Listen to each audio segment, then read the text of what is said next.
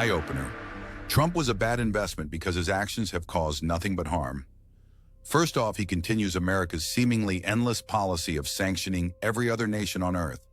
This not only has the effect of alienating both friend and foe, but they are ultimately ineffective as a deterrent once you've sanctioned so many countries that they are forced to create alternative systems of exchange for goods and services. The most recent and possibly the most threatening result of such sanctions are those sanctions placed on Iranian oil. While such sanctions may have had a chilling effect on Iran's oil trade in the past, it has simply become just another Monday, Tuesday, or whatever day of the week on which it happens to be put in place. The problem today is that fewer countries fear American retaliation. When your country has a debt of over $30 trillion, what can it afford to buy from any other country? Even if your country prints currency out of thin air, other countries lose faith in it when it's not backed by anything like gold. And as far as fearing America's military, that too has waned because no matter big or small, the United States has not been able to claim victory since World War II. It can't even claim victory in its proxy wars, of which it unsuccessfully tries to deny involvement, as anything other than in a peacemaker capacity, even as it supplies weapons. So, no, sanctions don't stop trade, and lately have only served to drive two of America's greatest foes closer together as China barters for Iranian oil with promised infrastructure. While the U.S. offers bombs, manipulation, and economic terrorism, China offers clean water and paved roads. Which deal would you take? Then there are, in my opinion, the disastrous tariffs which were leveled around the world when America and therefore Trump had no leverage. You see, when you can't manufacture the stuff you need and want, and let's face it, China makes most of the stuff we want and close to, if not a major portion of the things we need. It seems illogical to increase the cost of those goods because it will simply be passed on to your own citizens. Unless your intention is to transfer more wealth away from your citizens, this tactic seems to be lacking at least one intermediate step. You see, it might have proven prudent to restore America's ability to manufacture its own products instead of importing them from China before forcing China to either charge more to American consumers or sell their goods elsewhere. And this is where my book solutions and the posts on this site come into play. Before Trump issued tariffs around the planet, he should have first threatened those American companies that manufacture more of their products overseas than they manufacture in America. Let's say any American company that has more than 50% of its labor force and/or manufacturing in another country gets treated like any other foreign company and therefore taxed as such. Trump should have imposed an import tax on those disloyal companies. He should then offer to waive this import tax for companies that have at least 50% of their workforce in America, or those that are actively taking steps to repatriate their company's operations and workforce back to the U.S. And to sweeten the deal, Trump could also subsidize costs for those loyal American companies, with a majority of their workforce and manufacturing processes inside the United States as well. In this way, you bring jobs home to America, and you create a greater degree of leverage that can be asserted when applying tariffs to other countries. To be quite honest, I'm surprised that this idea has not already been suggested by anyone in his administration. So Trump is or has made everyday goods more expensive for consumers. He is making the US dollar worth less to Americans and to other nations, to the point that confidence in this currency is waning globally. And this in turn means that fewer countries are willing to buy American bonds, so those become less of a stable investment for those at home and abroad. On top of that bad news, look at how Trump's actions have impacted the stock market. It's as if Trump tanking the economy is the rule, not the exception. The exception being any stock entangled in the military-industrial complex, because while the United States may not know how to win wars, it certainly knows how to start them. They actually feel like America's main export these days. The problem, however, with stocks, even those tied to the defense industry, is that 80 to 90% of all stocks are owned by only 10 to 12% of all people. This means that your 10 shares of Apple or Nvidia are not going to lead you to financial independence and wealth.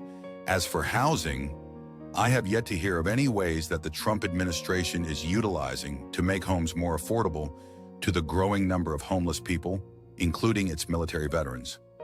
As a matter of fact, I've seen more advertisements asking for donations to help house America's homeless veterans. America doesn't know how to take care of those who defended it, but it sure knows how to put them in harm's way. And, like the stock market, more real estate is being funneled to fewer hands as corporations push home ownership out of reach for more and more people. And it's this mindset that even seems to extend to those who already own their home.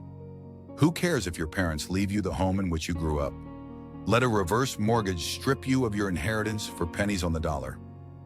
As for real estate, the one investment that everyone in my life said was the most secure and stable has become as much of a crapshoot as an actual game of craps. And then there's Trump's attacks directed at China over rare earth minerals. You see, America needs those rare earth minerals for the computers in its military equipment. And since America has designated China as an existential threat, I doubt China is willing to provide America with those materials that could assist in its own destruction. This wouldn't necessarily be a problem for America, except for the fact that China supplies at least 75% of the world's rare earth minerals. Oops! I think the only investment that Trump's actions and policies have helped is precious metals.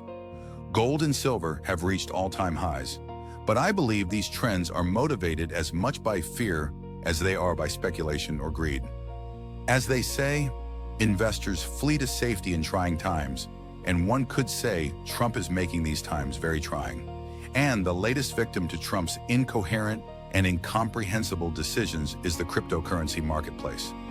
One of the few, if not the only investments that someone who is not among the elite, or even someone near or below the poverty line, could utilize to make their life or the lives of their loved ones better. And unlike those financial sources like CNBC, which have misinformed their viewers over the years, this market has intrinsic value which is apparent in so many ways. The first that comes to mind being its ability to free the masses from the bondage in which the elite do and would like to keep the rest of us. By its very nature, Bitcoin wrests control away from the wealthy because it is decentralized and therefore not completely controlled by the rich. While they can and do manipulate it, they cannot completely control it, nor take away the sovereignty it offers each and every one of us. For those seeking more tangible reasons to invest in cryptocurrencies, there are companies that are blockchain-based that offer various products. Take Helium, a cryptocurrency that is building a Wi-Fi network to rival current internet providers by manufacturing routers that anyone can monetize while sharing the World Wide Web with their neighbors. Then there's Solana, which builds its own Android-based phone that literally pays you to use it. And one of my favorites, Brave, a blockchain-based company that provides one of the most secure browsers that also provides some of the greatest protections for your privacy. And oh yeah, it also pays you to browse the internet. And the list goes on. Disclaimer. I use and hold all three of the cryptocurrencies mentioned here and have used or owned the products they offer, but I am neither endorsed by nor am I endorsing any of them. Do your own research before investing in anything. In these three crypto examples, I am simply exposing the lie that cryptocurrencies have no intrinsic value.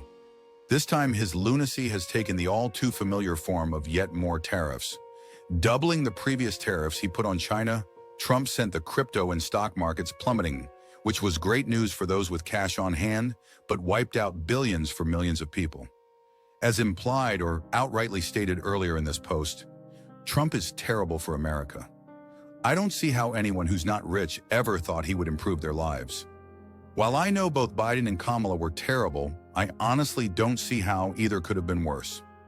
My fear is that until Americans wake up and vote for anyone who's neither a Democrat nor a Republican, America's demise will continue to accelerate.